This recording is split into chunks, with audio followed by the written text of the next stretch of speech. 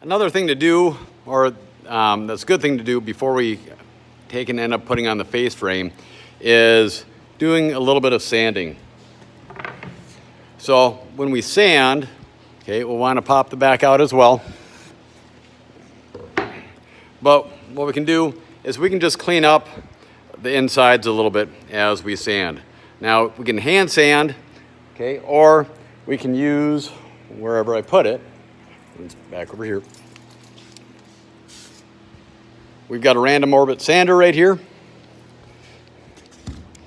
Okay, makes your job a little bit faster, helps keep things flat, being that there's a flat surface. All right, it's Velcro right here. How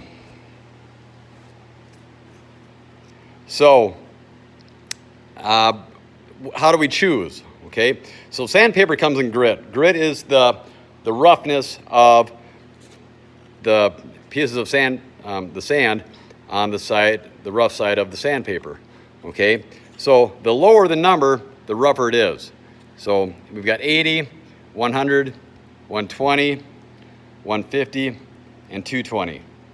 Okay, when we come out of the wide belt sander, we're using 120 grit sandpaper. So it doesn't make any sense for us to use 80 or 100 because that's just going to make it scratch things up more than it's going to make them smooth because we've already smoothed it to 120. Okay, so we could go 120 and then up to 150, and 220 is getting pretty fine. So I would probably go 120 to 150. All right, we'll probably do some 220 on the outside. If you really want to do 220, you can, but the main place to get on that will be on the back side here. Same thing on the other side, just because on the inside here, your door is going to go over the top. So just like this one is here.